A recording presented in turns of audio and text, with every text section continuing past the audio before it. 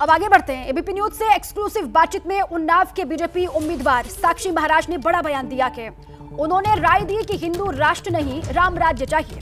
उन्होंने पीएम मोदी को अवतारी पुरुष बताया और इतना ही नहीं, उन्होंने पीएम मोदी को ईश्वर का अवतार भी बताया। सुनवाते हैं आपको। मुसलमान बदल गए हैं या बीजेपी बदली है, क्या हुआ है ये? बीजेपी तो वही है जो कहती है वही करती है। रघुकुल रीत सदा चली आई, प्राण जाए पर वचन न जाई। हमने कहा था कि हम मंदिर बनाएंगे तो बनाया, वहीं बनाया। बीजेपी नहीं बदली है। मुसलमान को जो डराया गया, धमकाया गया, बहकाया गया, वो मुसलमान की समझ में आ गया कि बीजेपी के बारे में जो कहा गया कि बीजेपी आ गई तो मुसलमान को खा जाएगी। हम तो लहसुन नहीं खाते, प्याज नहीं खाते, मुसलमान को कैसे खा लेंगे? तो मुसलमान की समझ में आ गया कि ये जो राजनीति करने वाले लोग हैं, अपने स्वार्थ के कारण हमें केवल बहकाने का काम किया गया था। जैसा चेहरा बीजेपी का प्रस्तुत किया गया था, बीजेपी वैसी नहीं है। बीजेपी एक अच्छी पार्टी है। तो आप लोगों ने अब ये हिंदू राष्ट्र वाली मांग छोड़ दी है, हम ये भी कह सकते हैं। अगर वो बदले हैं तो आपका भी ये स्टैंड बदला है? देखिए, हिंदू राष्ट्र और राम राज्य दोनों में एक बुनियादी अंतर है। बहुत मंथन चिंतन करने के बाद मेरी समझ में आया, हिंदू राष्ट्र तो कंस का भी था लेकिन ठीक नहीं था। कई आतताई राजाओं का हिंदू राष्ट्र था लेकिन ठीक नहीं था। लेकिन राम राज्य दैहिक दैविक भौतिक तापा, राम राज कहु नहीं व्यापा। तो 22 जनवरी को राम राज्य की स्थापना हो गई। इतना बढ़िया राज्य जब मोदी जी ने बना दिया तो उसके आगे फिर हिंदू राष्ट्र का अपना कोई अर्थ नहीं रह जाता है। एक आखिरी सवाल आपसे मेरा ये है कि मोदी जी के बारे में आपकी क्या राय है? कब तक मोदी जी इस देश के प्रधानमंत्री हैं? देखिए, जो मैंने 8 वर्ष की उम्र में संन्यास लिया और मैं एक निर्मल पंचायत अखाड़े का धर्माचार्य हूँ, आचार्य महामंडलेश्वर हूँ।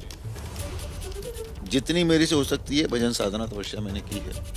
और मैं जो देख पा रहा हूँ, दूरदृष्टि मेरी है, मोदी कोई व्यक्ति नहीं है, मोदी की नेता नहीं है।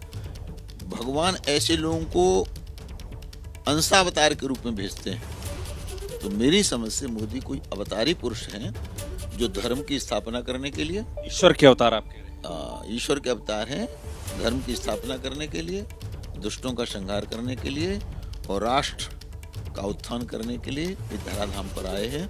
इसलिए वो व्यक्ति बिना रुके, बिना झुके 24 घंटे राष्ट्र सेवा में लगे ही रहते हैं। 24 से 29 आपके मुताबिक टर्म, और उसके बाद कब तक प्रधानमंत्री? मैं ये समझना चाह रहा हूँ।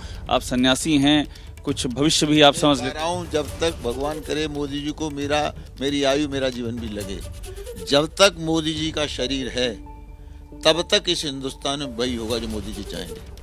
ये एकदम तय? बिल्कुल तय।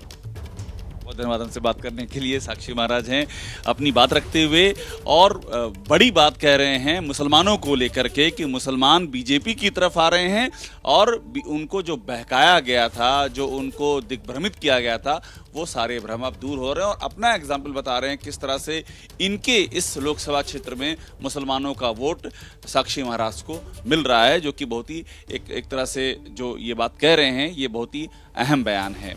हम हरिओम मिश्रा के साथ अभिषेक उपाध्याय, एबीपी न्यूज उन्नाव। हमारे पॉलिटिकल एडिटर अभिषेक उपाध्याय खुद जुड़ चुके हैं लाइव, उनका सीधे रुख कर लेते हैं।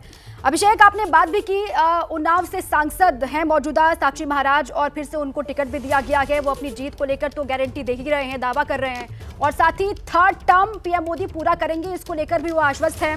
और बड़ी बातें जो आपने बात की उसमें से ये निकल करके बाहर आ रही है, वो कह रहे हैं कि अब हिंदू राष्ट्र नहीं बल्कि राम राज्य होना चाहिए और भगवान का अवतार एक तरीके से बता रहे हैं, पीएम मोदी को एक संदेश देने की कोशिश कर रहे हैं साक्षी महाराज।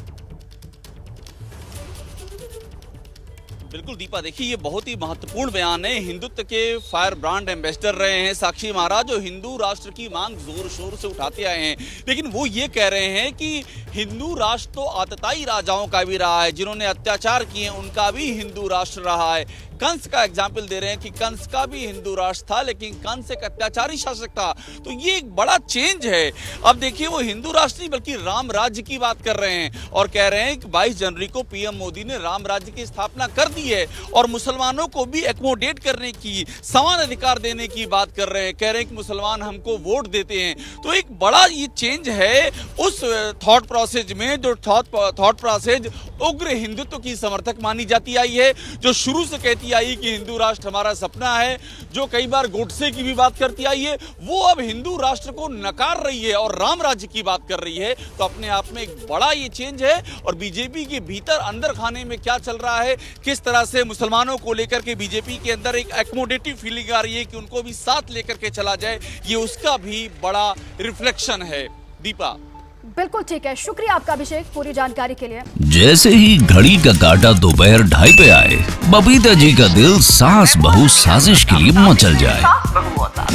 और ये है इनकी बहू, पूरे दिन ऑफिस की टेंशन हो जाए गॉन जब ये करें अपना फेवरेट शो फ्री टाइम पे ऑन। इनकी तरह आप भी देखिए अपना फेवरेट शो अपने टाइम पर और डाउनलोड कीजिए एबीपी लाइव ऐप अपने स्मार्ट टीवी पर।